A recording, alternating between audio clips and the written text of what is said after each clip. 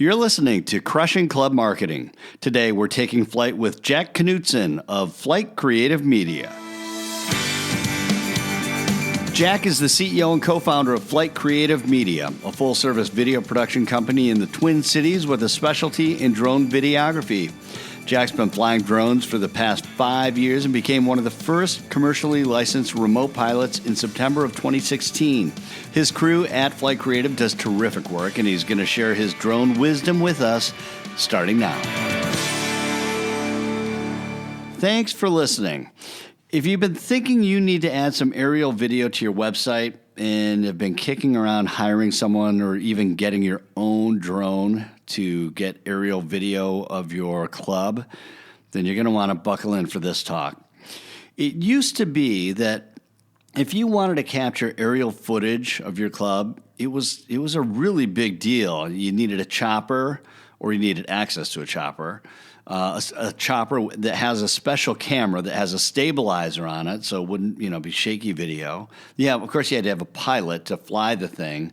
And you had to have a pile of dough because it used to be really, really expensive to put that bird up in the air just so you can get those aerials. And I'll tell you, man, if things change, today drones have changed so many aspects in our world, from military to even just getting, video like what we're talking about today. But today we're just going to focus on how they've impacted our ability to shoot great aerials of anything from, our house to our clubs.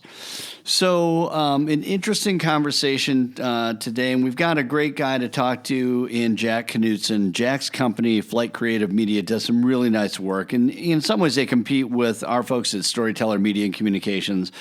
But at the same time, we've actually hired Flight Creative to shoot some of our drone footage, and they are as locked down as they come as a group, and which is really something you want when you're hiring a production company.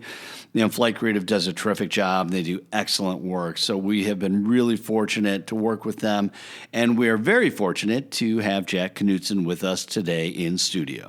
Thanks for having me. I'm happy to be here. Yeah, I'm really looking forward to this conversation.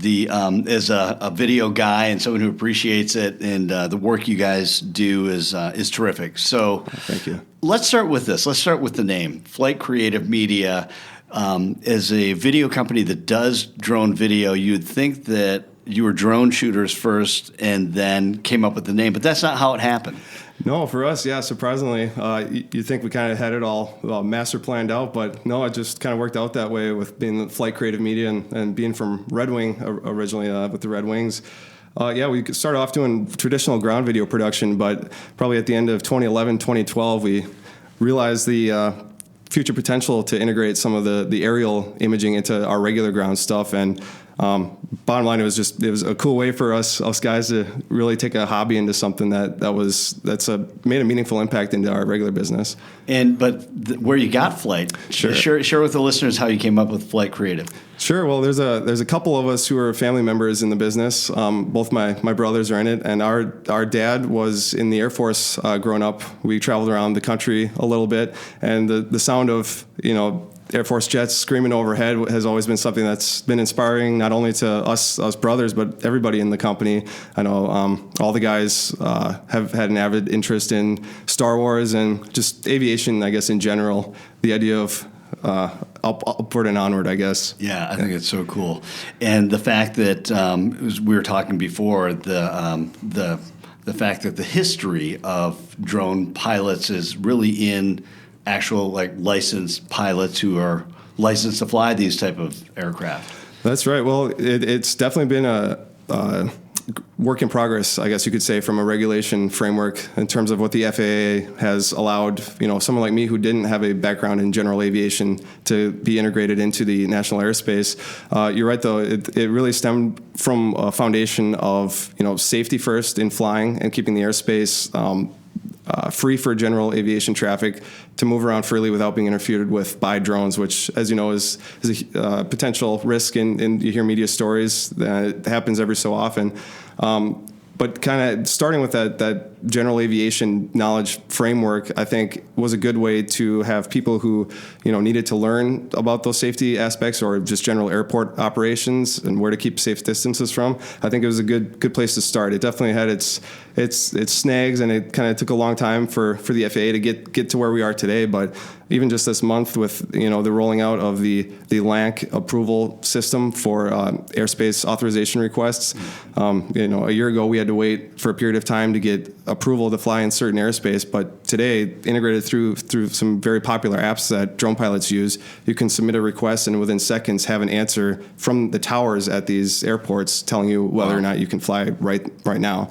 So that's a huge step forward, and it really all did stem from the general aviation background. That's really cool. Yeah, we'll get into that because that's something that a lot of times I think that amateur pilots, for sure, they ignore and they don't even think about. Sure. So let's dive into the some of the meat of today's talk around drone footage for clubs, and whether it's a golf club, whether I've seen some terrific video for yacht clubs as well. I mean, some of the imagery over water is spectacular, but just getting right to it, for a general manager, for a marketing director, someone who is interested in using drone footage and wants to hire a drone crew, what do you do and what should they be looking for? I mean, the first thing I do is I go and I Google something, but let's say they do that, then what should they be looking for? Right. No, that's a great question, because I think there's a lot of opportunities and options in today's world to,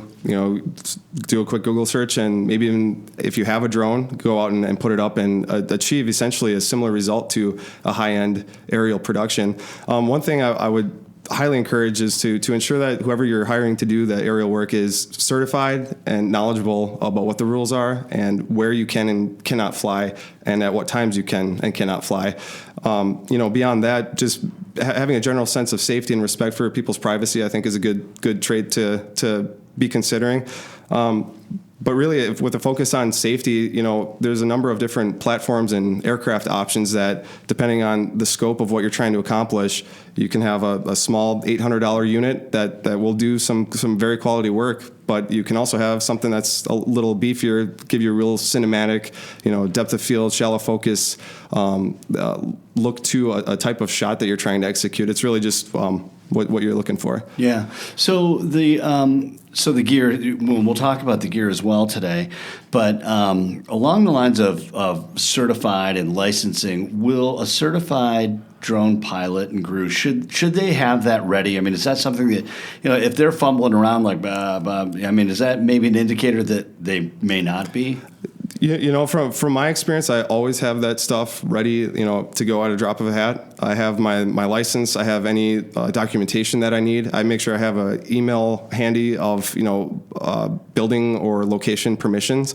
I think that's one thing. Being certified and being ready to go in that standpoint is one thing, but I think getting permissions from the right people at the right times is another step that sometimes there can be some confusion if, the marketing director is booking somebody to come do some aerial work, and then they get there, but the building owner or someone on the grounds crew wasn't aware. It just, if you're nice and willing to show that, yep, you're there legitimately and you have the proper licensing and documentation to be doing that, I think just being friendly is also another. Can't overstate that too. Yeah.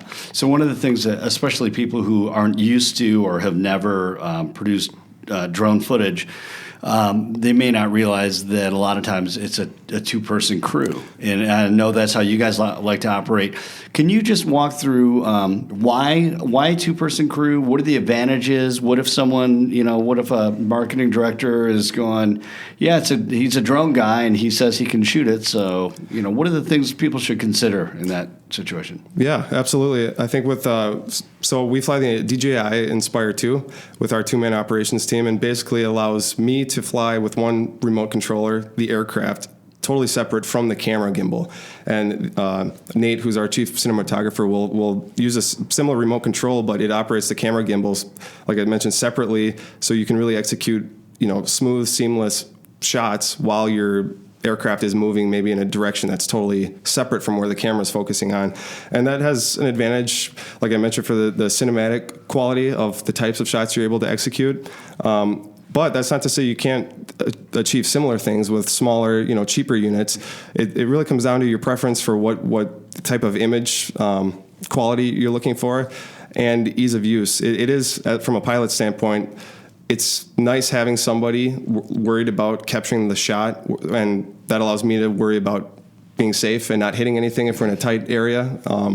But there's sometimes, and especially with more and more indoor shoots that are popping up, and as the sensing technology becomes better on these smaller units, to have one guy do everything, just from a smaller unit. Being a smaller sized aircraft, it's a little bit easier to control. It can't go as far, can't go as fast, that type of thing, can't handle quite as much wind. So there are some limiting factors there, but really it just comes down to what you're more comfortable with and what you're trying to accomplish. Sure. So I'm listening to you and I'm thinking of so it's kind of like driving versus driving and texting. It's like you can do them both, but you probably shouldn't. That's no, right. but so if you want to get some really specific shots, or you want to move the drone or fly the drone in a certain way with a very specific shot, it's probably helpful to have a two-person crew, but you don't absolutely have to have it, is what I hear you saying. Totally. Yep. It can make it easier, but it's not essential, but definitely helps. It helps. It's so interesting because it's like an amateur videographer, right? It's like, hey, we got a shot of this, and let's just say we got a shot of this person singing her song on the stage, my Right. kid. You did. It's not a very good shot, but you got it. And if that's all you care about, that you captured that moment in some way, then, hey, nice work. But if you wanted it to look a little bit different, if you wanted a different point of view, if you wanted it to have, different texture, whatever that is, there are other ways you could do that. And it's really, for people that I'm just, Absolutely. thinking about this, like as a drone shooter, it's like, yeah, you can get that, but you might have been able to do it better or Totally. differently. Exactly. You're spot on with it. And I think, kind of thinking of today's world where everybody has a high quality camera in their pocket. Everyone can be a filmmaker or a photographer these days. But like you said, it really is kind of the content of what you're hoping to capture in the way you're hoping to capture it versus just having the ability to do so. You can be a little more creative. The unit we fly the X5S camera on the Inspire 2, which allows us to swap out different focal length lenses. So, we can really manage and mitigate a type of shot that we're hoping to achieve in that way versus having like the smaller Mavic Air or Mavic Pro. You're not quite as able to achieve that level of cinematic shot composure. Okay, let's dumb this down a little bit. You got some good buzzwords in there. So the lenses, so there's some. Would you say the focal length? The focal length. The focal length. There we go. So some of the drone cameras you can swap out lenses, and those I'm assuming are a higher end product than some of the lowers. So let's while we're talking, let's talk about what should club managers, people who are considering this service, what should they know about the gear? So often, people show up and say, "Well, this is the gear we use," but is it helpful for them to be knowledgeable? I think some of that work we'd like to take on our end, being that we have a fleet of 3 that we operate right now, and like I mentioned, for the different purposes, different types of shoots that we're on.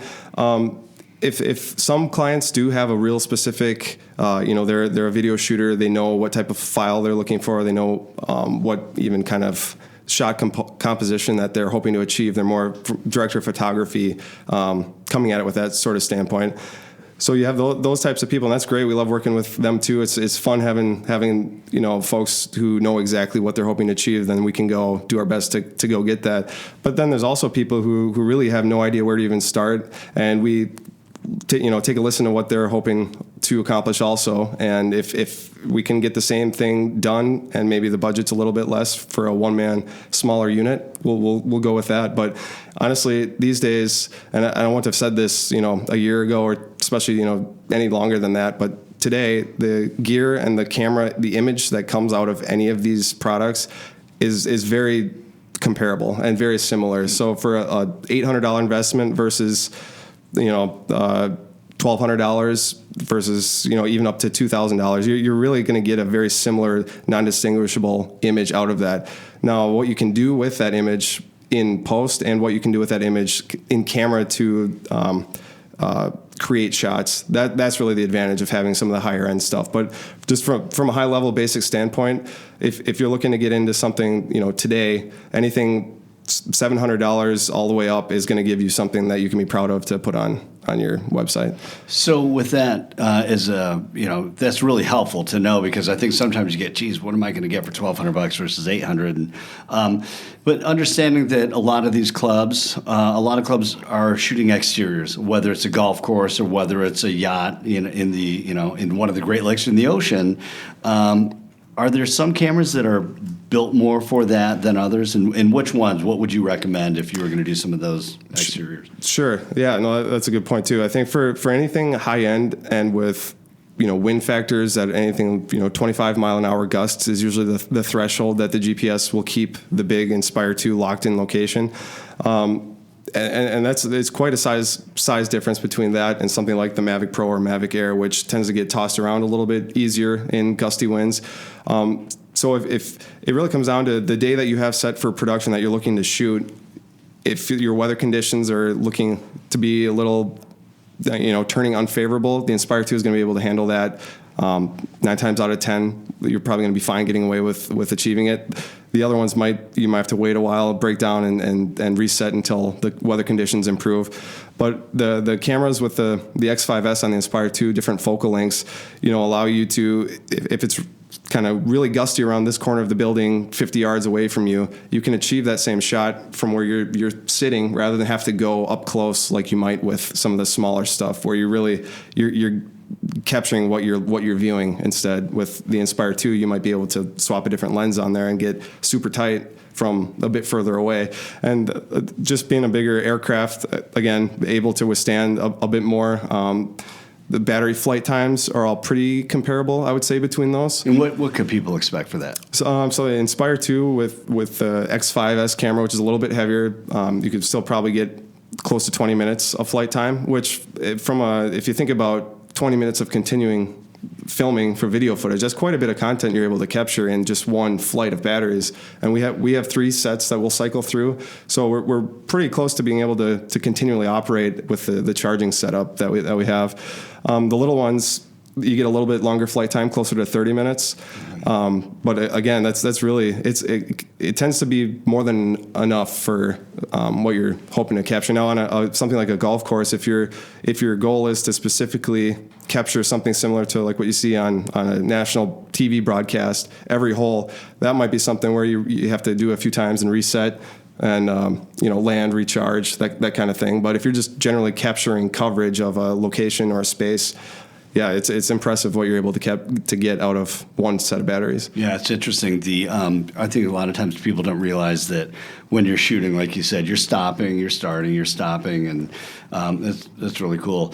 The perspective that you get in using drone footage is so cool in that, and especially if you're shooting golf courses where you can see the course in a totally different way. What are the things that you've seen that you really like in drone photography, especially in golf? And what are some of the things that maybe are like, you could do without? Sure. That's a really good question. I think for me and for us, we were at the age when we grew up playing Mario Golf on N64, and you'd see that. Awesome. You'd get the whole preview flying. I like to say the low and slow approach of like the whole hole, showing bunkers and hazards. And then when you get to the green area, a slow rise followed by like a tilt down, and then you hear the pin shot.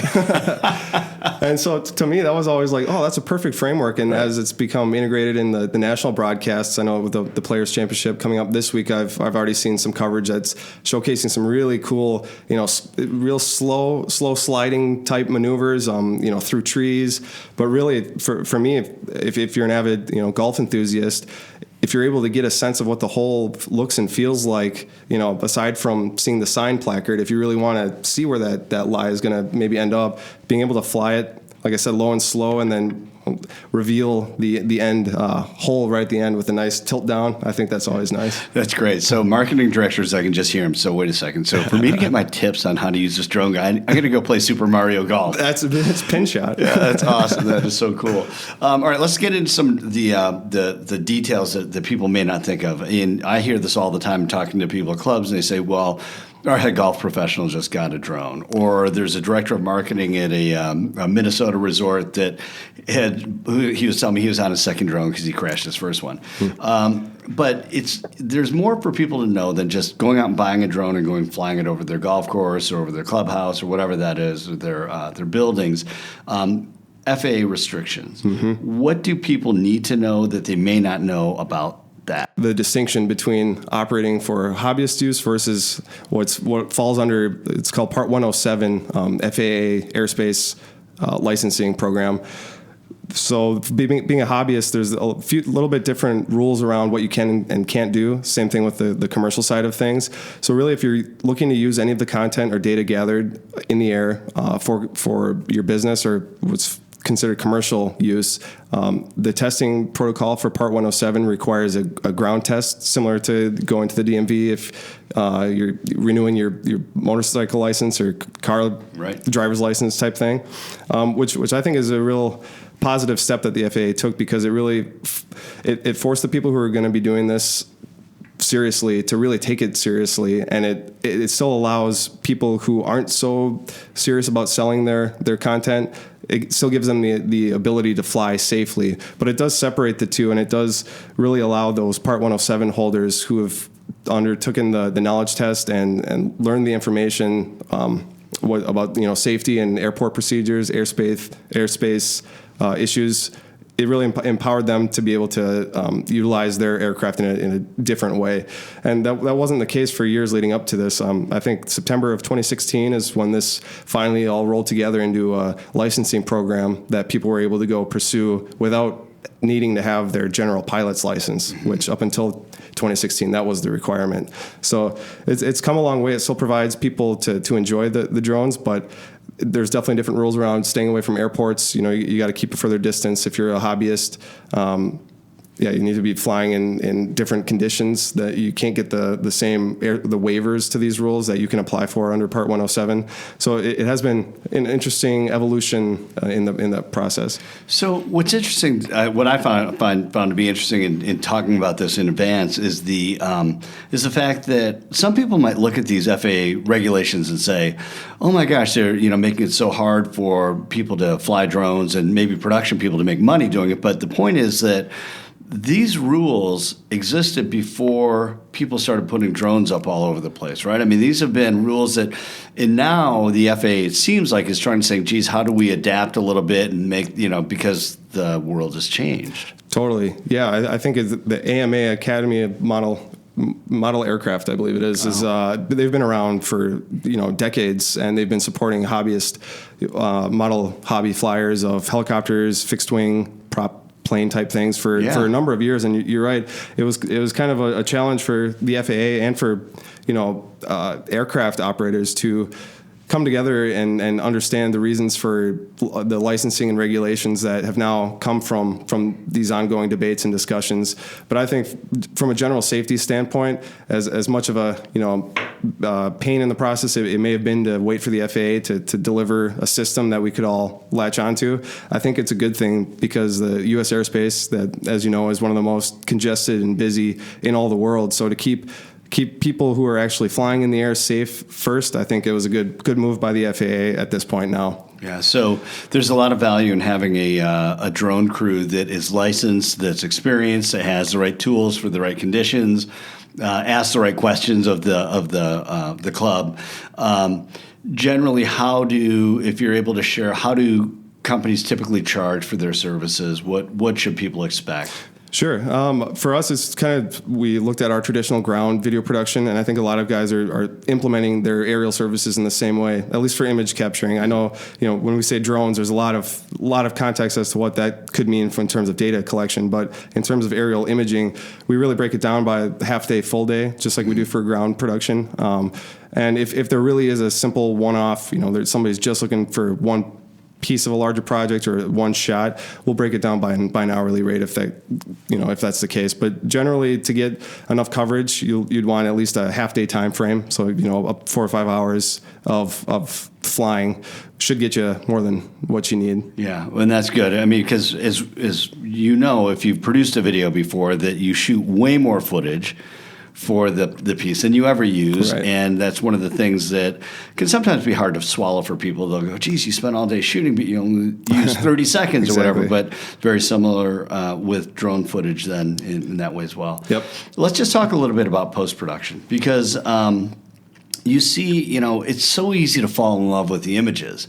And how do you balance when you guys go into post-production? What are the things you think about as far as the balance between aerial footage and drone footage? And does the what you're shooting dictate that, or how much do you put of each in your pieces? Sure, that's a really good point, because I think as cool as it is to see these aerial perspectives, they can be oversaturated in our content that we're creating. And the general messaging of the overall story, I think, of the video piece that we're making has really got to be front and center, so it doesn't become about cool drone shots. It really is, if it were a golf course making a promotional video, how is it still maintaining your identity and sense of what the story you're trying to tell, without it just turning into beautiful images to kind of just sit back and enjoy, like eye candy, right? I mean, right, yeah, exactly, yeah. And that has a place too. But I think with so many people able to get in the air nowadays and film something, it really comes down to selecting and choosing the types of, you have your establishing shots from the air, you have your approach shots, you have similar types of conceptual ideas you would on the ground in terms of framing and storytelling. That moving to the air, I think, has to be handled in a similar way if you want your message to still maintain a cohesive feel and not turn into just beauty shots with music to it. I mean, that has a place too, but I think there's a bigger story you can tell if you use those epic drone shots and you intersperse them in a way that you come back to it every so often. You're not just sitting on a reel of aerial stuff for the whole video. Yeah, it's kind of like I remember when I was younger and someone. It was like in a film class or something. They said, count the number of edits in this one part of the movie. And there's so many more edits that are made than what people realize, just because visually it needs to stay interesting. Totally. And, like what you're saying, if you've ever sat there and watched drone shot after drone shot, after a while you're like, this is kind of boring. Like, I want to see something else. And it probably, to your point, doesn't capture the brand or the message or the perspective that club wants to portray about who they are. Right. Maybe their clubhouse isn't best shot from the air, and there's a better, unique perspective. Exactly. Yeah. Good point there. And I mean, even if you are in the air, how are you framing that, and what are you really focusing on? If you're just hovering over the whole grounds, kind of just doing a slow pan, that might be a nice establishing look at it. But if that's all it is, really, what are you showing? So I think you're right to think, how are you using it in the overall edit in ways that are enhancing the already interesting message that you're trying to get across? How is it used to enhance it rather than overtake it? So let's get into some. Let's put you in the teacher chair here. So someone's listening to this podcast right now and they're going, "Yeah, that's good, but I know I can shoot my own stuff. Like I'm going to go buy a drone. I've done my research. I've Googled everything I need to know. Now I'm going to go ahead and buy it." First of all, from a purchasing perspective, what is it people should know when they're looking for gear? And let's start with that and then get into maybe some of the basic piloting things that people should know. Sure, yeah. At least when we started, we started on something really small and something we knew we would be able to, bust Crash out. and burn. Crash and burn, exactly. Thank you.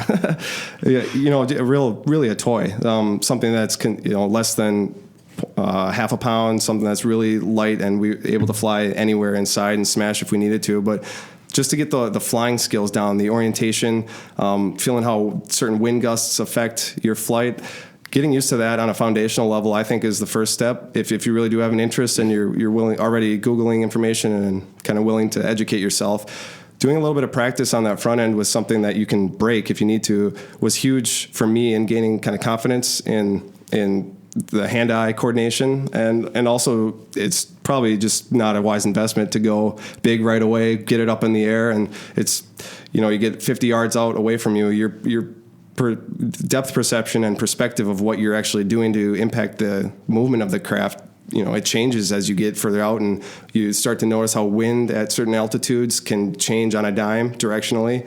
So just getting comfortable with those foundational things, piloting the craft, I think will help inform, moving into a purchase of something like a Mavic Air first, or do you go with a Phantom 4 first, or do you go all the way up to, the Inspire level? It's really, once you know how good you are and comfortable you are flying, after some practice, I think that's when you can make that call. So is it kind of like, I equate it to driving a stick shift or maybe riding a motorcycle, where it's like there's something in your brain that clicks about the clutch and everything else that, regardless of what you're driving, that idea, that timing just makes sense on all of them. Is it similar with piloting a drone, where it's like, if you can get the basics on a really, on a cheap little drone, you should be able to pilot something bigger? Absolutely. That's I couldn't echo that more, to be true, at least in my experience. Very similar to, riding a motorcycle, learning how to operate the clutch. And once you just practice and get that muscle memory down, it becomes a habit, almost like, I guess, playing a stringed instrument too. You'd struggle through figuring out how to play the banjo, as I did. Yeah, and then at nice. some point it just clicked and you're like, whoa, this is sweet.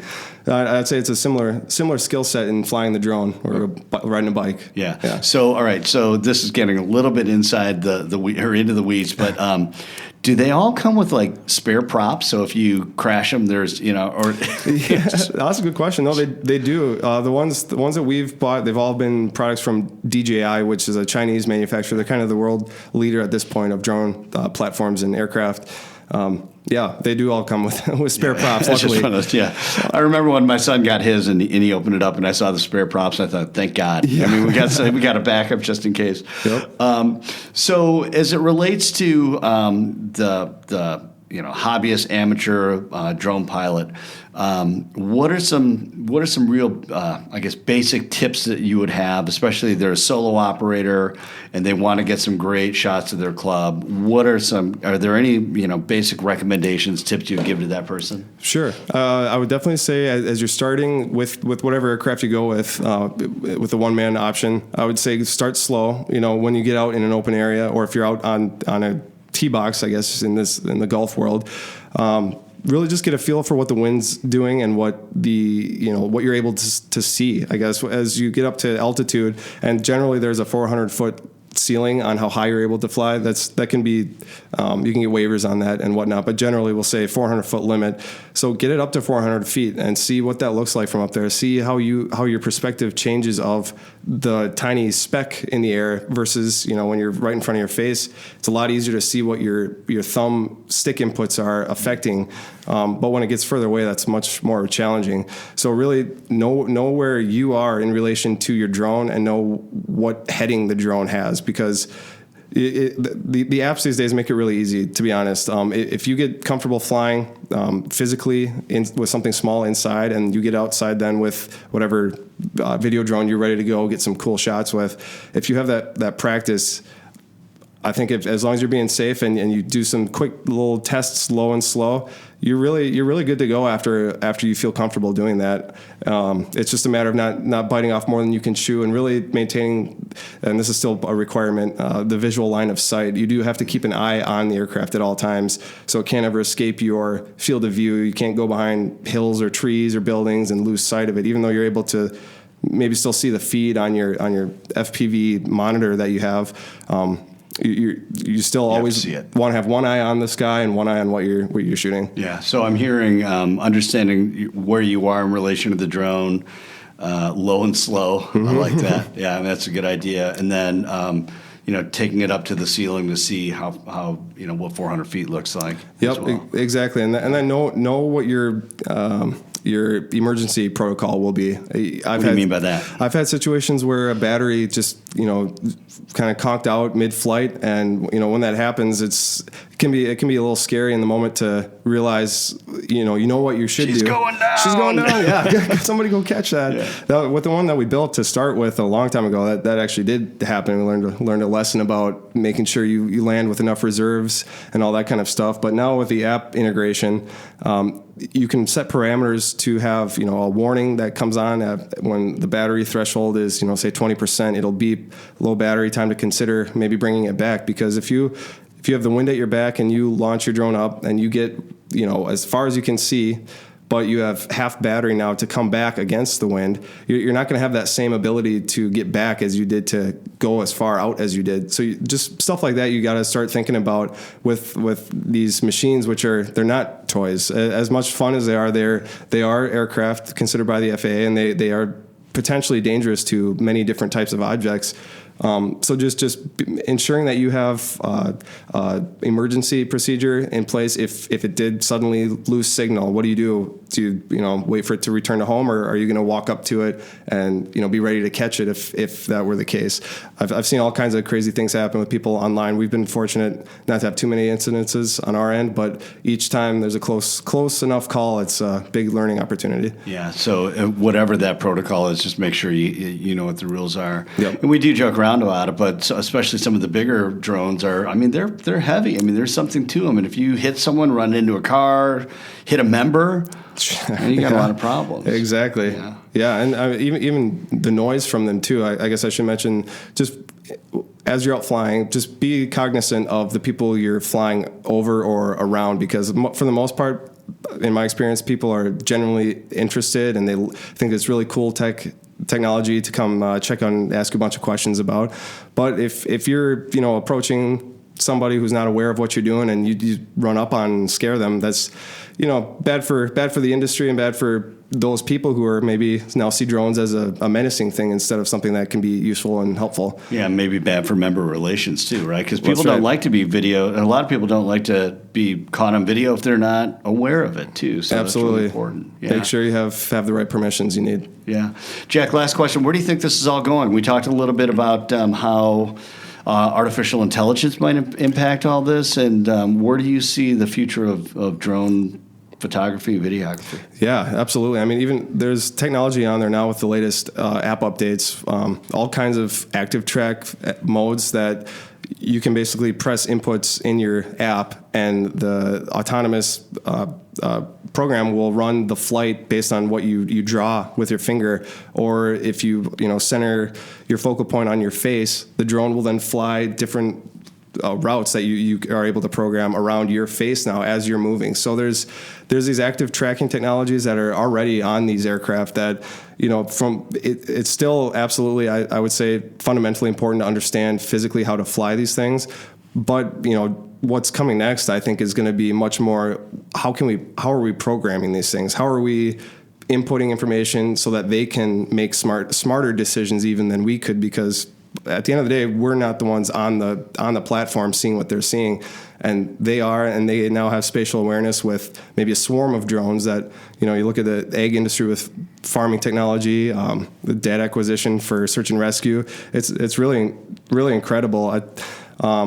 For us, I think one of the most exciting recent things we've tried doing is throwing a 360 camera up on the Inspire 2 and see what that looks like. Flying with a 360 perspective. Now someone can put on a set of VR goggles and, just in thinking of future possibilities, what does that virtual golf experience look like? MSP Airport, for example, has a new PGA golf simulator. Yeah. I've always wanted to stop up in there. Maybe I'll have to. But if you had, that type of environment now in the 3D version, I think it's endless where this could go. That is really interesting. So you can sit there and look around you and see what's there. Yeah. Well, you got to figure if they can, if self-driving cars are possible, self-flying drones are certainly possible as well. Yeah, they're already here. Yeah. Jack, thanks so much for being with us today. And if you want to learn more about Flight Creative Media, where should people go? You can check out our website at flightcreativemedia.com, and we're also on Facebook and Instagram, and